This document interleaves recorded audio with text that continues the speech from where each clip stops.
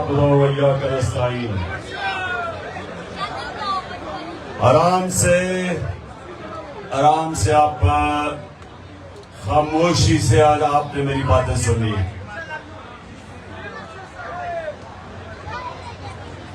آج باہر بھی ہمارے جو ٹائیگر آئے ہوئے ہیں وہ بھی آج اسکرین کے ذریعے یہ بات سن رہے ہیں، تو ان کو بھی میں ساروں کو خوش آمدید کہتا ہوں. اچھا، نجم نے نعتیں پڑھی آپ کے لیے. نعتوں کا مقصد کیا ہے؟ ہر چیز کا مقصد ہوتا ہے. نعت کا مقصد ہوتا ہے کہ آپ کا جو عشق ہے اور جو پیار ہے ہمارے نبی صلی اللہ علیہ وسلم وہ آپ کے دلوں میں چلا جائے، کیونکہ مسلمان تو ہو ہی نہیں سکتا جب تک وہ اپنے نبی سے پیار نہ کرے. اور اس کی وجہ کیا ہے؟ کیونکہ ہمارے نبی کا سب سے بڑا ہمارے پر کرم یہ تھا کہ وہ اللہ کی کتاب ہمارے تک لے کے آئے، جو ہمیشہ کے لیے ہمیں وہ سیدھا راستہ دکھانے کے لیے اللہ نے ہمیں کتاب بھیجی. اور ہم اس کا جتنا بھی اپنے نبی کا شکر ادا کریں وہ کم ہے، کیونکہ انہوں نے ان کے ذریعے یہ کتاب ہمارے پاس پہنچی. تو یہ نوجوانوں غور سے بات میری سن لیں. آپ کو نبی صلی اللہ علیہ وسلم کی زندگی کو پوری طرح پڑھنا چاہیے، جب سے وہ پیدا ہوئے اور جب سے وہ دنیا سے گئے. کیونکہ اگر آپ نے ایک عظیم انسان بننا ہے تو ان کے راستے پہ چلنا سیکھو. کیونکہ دنیا کی تاریخ میں کبھی کوئی ایسا انسان نہ آیا نہ آ سکتا. کسی انسان کی وہ اچیومنٹ نہیں ہے. اگر آپ مسلمان نہیں بھی ہیں تو دنیا کی تاریخ میں کسی انسان نے وہ اچیو نہیں کیا جو انہوں نے کیا. تو جب آپ ان کی زندگی پڑھیں گے تو ان کی زندگی سے آپ سیکھیں گے. سب سے بڑی بات کہ ابھی نبوت سے پہلے ان کو سارے مکہ کے لوگ کیسے جانتے تھے؟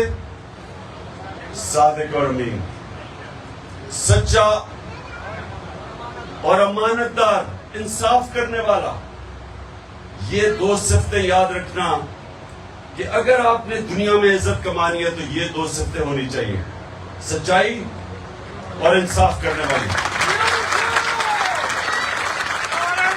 اچھا، اب دوسری چیز، شاباش بچوں کی بھی آج ان کی بھی میں نے ٹریننگ کروانی ہے. اب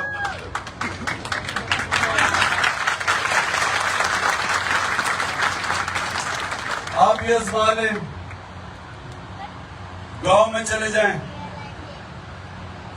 کئی محلے میں چلے جائیں، سارے محلے والے جانتے ہوں گے وہ ایک آدمی جو صادق بھی ہے اور امین بھی. گاؤں میں چلے جائیں، دیہاتوں میں چلے جائیں، لوگوں کے مسئلے آئیں گے، وہ عدالتوں میں نہیں جائیں گے، وہ اپنے مسئلے حل کروانے کے لیے وہ ڈھونڈیں گے آدمی جو سارا گاؤں کو اعتبار ہوگا اس کی ایمانت داری پہ اور سچائی پہ. اس کی عزت، اور عزت پیسے سے نہیں کنیکٹڈ. کتنا آپ کے پاس پیسہ ہے نہیں ہے اس سے عزت کا کوئی تعلق نہیں ہے. عزت کا تعلق ہے یہ دو چیزوں سے، جو سچا انسان ہوتا ہے اور جو انصاف کرنے والا ہوتا ہے. عزت کا اس سے تعلق ہے. لوگ بس اب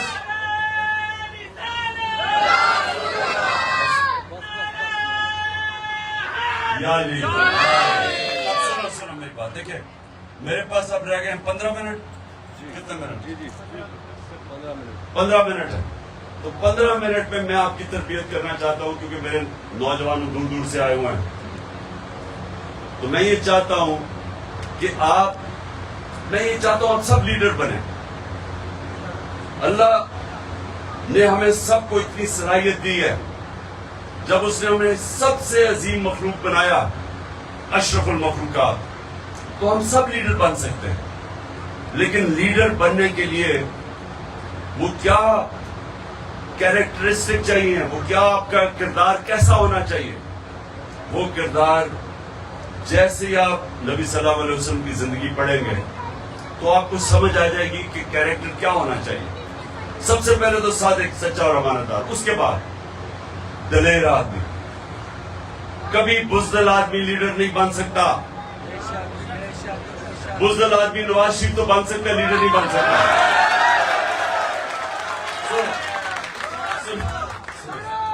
سنے میں نے اس کا نام نہیں لینا تھا. میں صرف آپ کو مثال دے رہا تھا کہ دلیر اور بزدلی میں کیا فرق ہے. اتنا سا پریشر پڑتا تو سیدھا ملک سے باہر بھاگ جاتے ہیں. اس لیے سنیں، تو یہ آپ نے بات سمجھ لی. دلیری کدھر سے آتی ہے؟ دلیری کدھر سے آتی ہے؟ نا نا نا نا نا نا. عمران خان کو بھی کدھر سے آئی تھی دلیری؟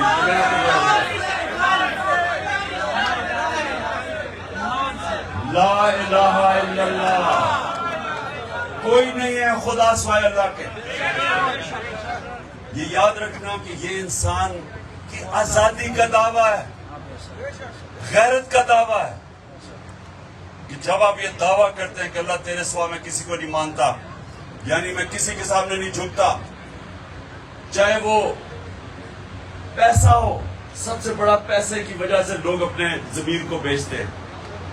لیکن جب آپ لا الہ الا اللہ کا دعویٰ دل سے کرتے ہیں تو آپ پیسے کے بت کے سامنے نہیں جھکتے.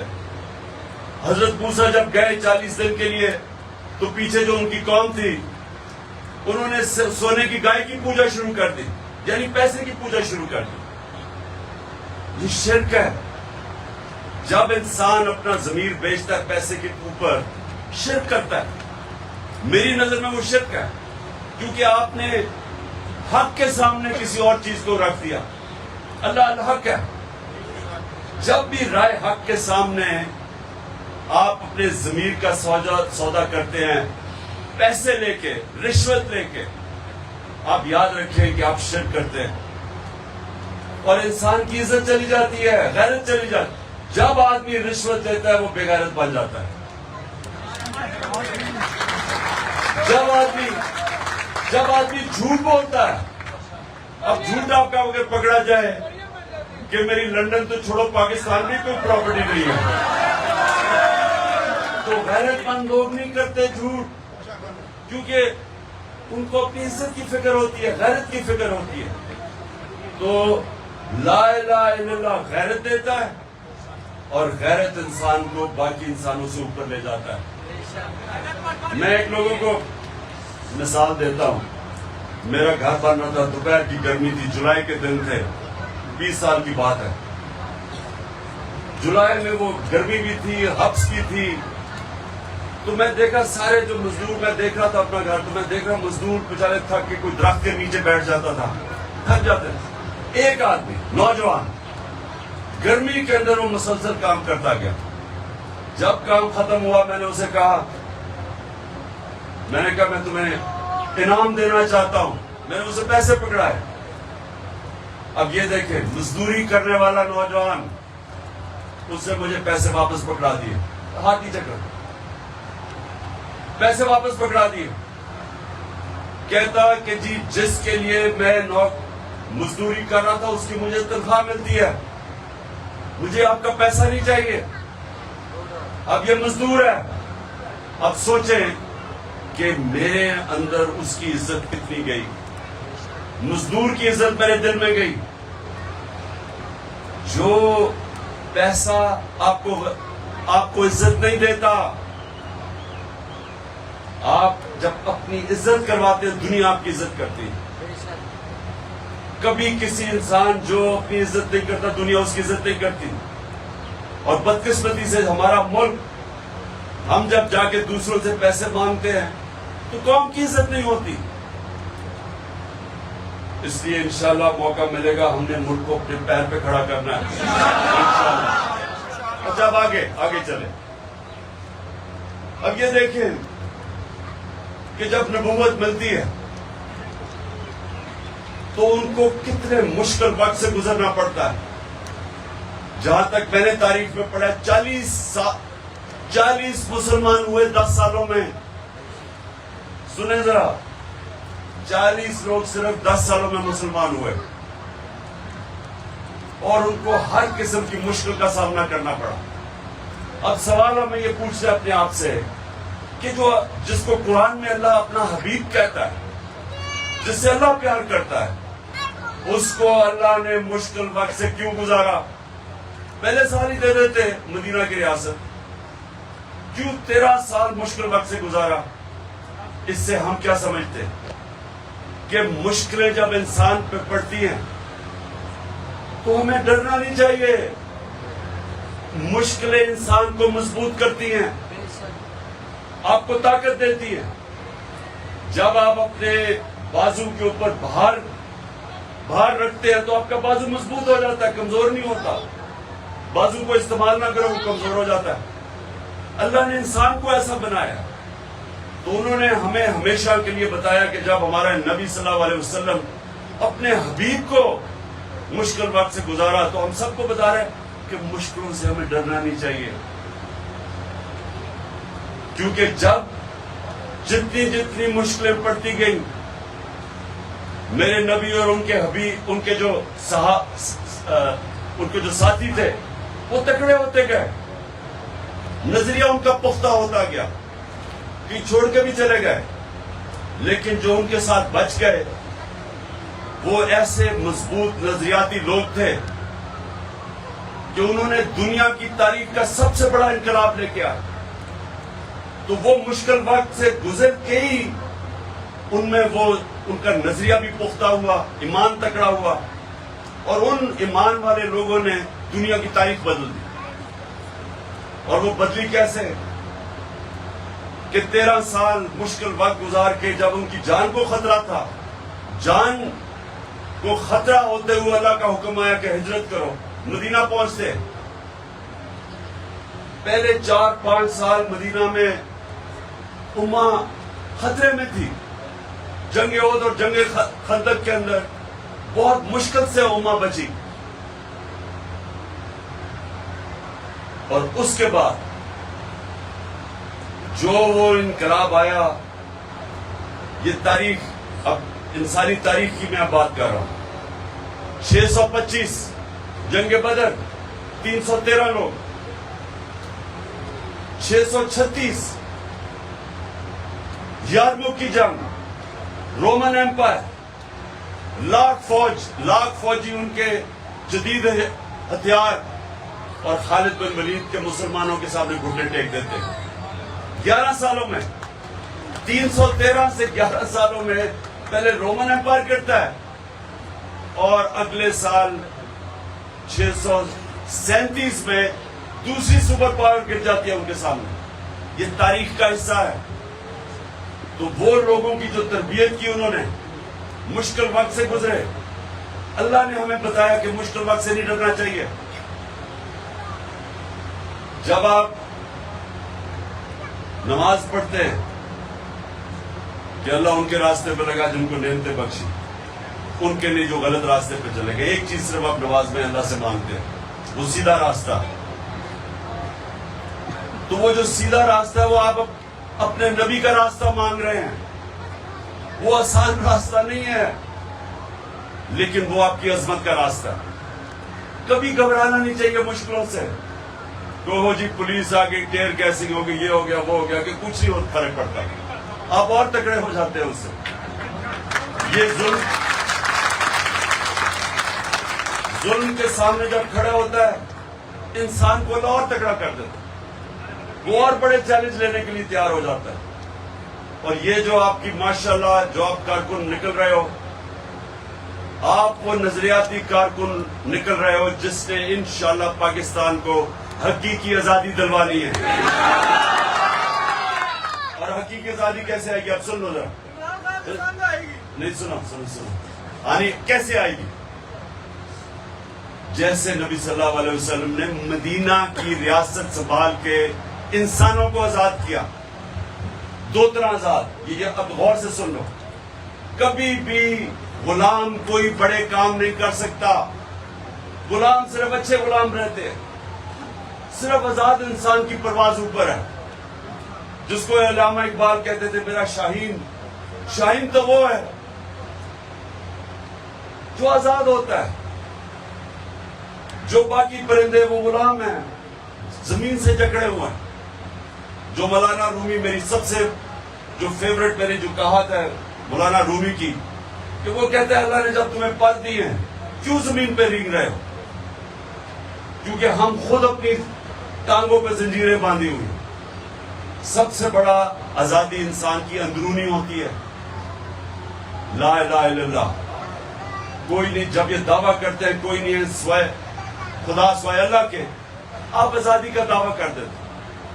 اور پھر جو ایک پیسے کا بت توڑتے ہیں اور دوسرا خوف کا بت. یہ بڑا خطرناک بت ہے خوف کا. میں لوگوں کو بتاتا تھا جب میں کرکٹ کھیلتا تھا, میرے سے بہت اچھے اچھے کھلاڑی تھے, لیکن کسی کو اچھے بیٹسمین کو گیند لگنے سے ڈر لگتا تھا. کئی ایسے کھلاڑی تھے ہارنے سے ڈرتے تھے. میچ سے پہلے اتنا خوف زدہ کہ میں ہارنا چاہوں, انہوں جیتنا نہیں آتا تھا. جو ہارنے سے ڈرتا ہے وہ جیتنا نہیں اس کو آتا. تو آپ سب یاد رکھیں کہ یہ جو خوف کا بت ہے یہ انسان کی پرواز میں سب سے بڑی رکاوٹ ہے. اور انشاءاللہ میرے کارکنوں نے توڑ دیا وہ خوف کا بت. تو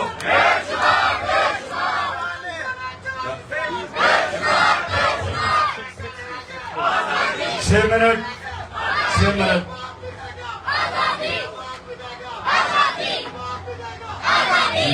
شاباش. بچوں کی بھی آواز آ رہی ہے آزادی کی, یہ بڑا اچھا خوشحال چیز ہے. سنو سنو سنو سنو سنو سنو. اب تو ایک آزادی آتی ہے اندرونی, جو لا الہ الا اللہ انسان کو آزاد کرتا ہے, اور آزاد انسان کی پرواز اوپر ہوتی ہے. اور یہ جو بت توڑتے ہیں آپ, پیسے کا بت, سب سے یہ بھی پیسے کا بت بڑے بڑے لوگوں کو غلام بنا دیتا ہے. اور دوسرا خوف کا بت. 3 خوف ہیں, یاد رکھنا 3 سب سے بڑے خوف ہیں جو اللہ نے ان خوف کو دور کرنے کے لیے وہ تینوں چیزیں اپنے ہاتھ میں رکھ لی ہیں. موت کا خوف, زندگی موت اللہ کے ہاتھ میں قرآن میں. دوسرا عزت ذلت, کہ جی مجھے ذلیل کر دیں گے. کوئی انسان کسی کو ذلیل نہیں کر سکتا, انسان کے اعمال اس کو ذلیل کرتے ہیں. عزت اللہ کے ہاتھ میں. اور تیسرا رزق, یہ بھی بہت بڑا بت ہے. مجھے یہ ڈر لگے جی لوگ غلط کام کرتے ہیں, پولیس والے, ہر قسم کے ایجنسیز کے لوگ, پتہ ہے کہ غلط کام کر رہے ہیں, پتہ ہے انسانیت کے خلاف ہے, پتہ ہے شریعت کے خلاف ہے, لیکن اپنی نوکری بچانے کے لیے ظلم کرتے ہیں لوگوں پہ. اس کی کوئی معافی نہیں ہے. اگر آپ یہ سمجھتے ہیں کہ آپ دیکھ رہے ہیں کہ وہاں عورتیں بچے کھڑے ہیں, ان کے اوپر ٹیئر گیسنگ کر رہے ہیں اور مار رہے ہیں, شیلز مار رہے ہیں عورتوں کو, اور سمجھتے ہیں کہ جی مجھے تو آرڈر ملا تھا, اس کا کوئی معافی نہیں ہے. اللہ نے حکم کیا آپ کو امر بالمعروف ونہی عن المنکر, واضح, اچھائی کے ساتھ کھڑے ہو, برائی کے خلاف کھڑے ہو, حکم ہے اللہ کا. تو اس لیے یہ جو 3 ہیں, ذلت کے, نوکری نہ چلی جائے, موت نہ چلی جائے, اس کی وجہ سے لوگ غلام بن جاتے ہیں. تو اس سے بھی اللہ نے ہمیں آزاد کر دیا. اور پھر دوسری یہ اندرونی آزادی, اور دوسری آزادی ہوتی ہے انصاف سے. جب ایک معاشرے میں انصاف ہوتا ہے, جب معاشرے میں قانون کی حکمرانی ہوتی ہے, رول آف لا ہوتا ہے, انسانوں کے حقوق ہوتے ہیں, تو طاقتور سے انسان کو تحفظ ملتا ہے. تھانے کچہری کی پالیٹکس نہیں ہو سکتی, قبضہ گروپ نہیں ہو سکتے, NRO نہیں مل سکتا جدھر انصاف ہوتا ہے, اور وہی معاشرے اوپر جاتے ہیں. آج یہ ہمارے مغربی معاشرے کیوں اوپر گئے ہیں؟ پر رول آف لا ہے. پاکستان کا نمبر رول آف لا یعنی انصاف کے دنیا کے انڈیکس میں 140 ملکوں میں ہمارا نمبر ہے 129. اور جو ملک اوپر ہیں, ڈنمارک نمبر 1 ہے. پاکستان کی اوسط آمدنی $1,600 ہے. ڈنمارک کی اوسط آمدنی 68,600 ہے. امیر ترین ملک ہے کیونکہ انصاف ہے. انصاف آتی ہے تو خوشحالی آتی ہے.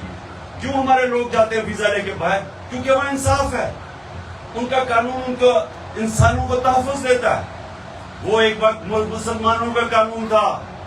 یہودی شہری حضرت علی رضی اللہ تعالیٰ خلیفہ وقت، حضرت علی کیس کرتے ہیں عدالت میں کہ اس سے میری تلوار یا وہ ہتھیار چرائے ہیں. قاضی خلیفہ وقت حضرت علی رضی اللہ تعالیٰ کو مقام دیکھے، اور قاضی فیصلہ کرتا ہے یہودی کے لیے کہ جی بیٹے کی گواہی میں قبول نہیں کرتا. یہ تھا مسلمانوں کا انصاف جس نے انسانوں کو آزاد کیا تھا. انسانوں کو یاد رکھیں، ہمارے نبی رحمت للعالمین ہے، سب انسانوں کے لیے رحمت بن کے آئے تھے. ہمارا اللہ رب العالمین ہے، سب انسانوں کا رب ہے. اس لیے جو بھی ان کے اگر مغربی معاشرہ اگر اس پہ چلے گا، نبی کے حکم پہ اور عدل اور انصاف قائم کرے گا، وہاں خوشحالی آ جائے گی. ہم نہیں چلیں گے، ہمیں صاف ملے گا. اچھا جی، اب آخر میں دعا کرتے ہیں. ہاتھ اوپر کریں. ہم سب نہیں، آپ نے صرف آمین کہنا، میں پڑھوں گا دعا. ہم اپنے اللہ سے آج دعا کرتے ہیں کہ اللہ پاکستان کو مدینہ کے ریاست کے اصولوں کے اوپر ایک عظیم قوم بنا دے. اللہ ہمارے ملک کو حقیقی طور پہ آزاد کر. اللہ ہمارے ملک میں کوئی انسان بھوکا نہ سوئے. اور اللہ پاکستان کو وہ ملک بنا دے جو باہر سے لوگ پاکستان میں نوکریاں ڈھونڈنے آئیں. آمین. اور آخر میں اللہ اس ملک میں جلدی سے جلدی الیکشن کروا اور ان چوروں سے ہمیں نجات حاصل کروا.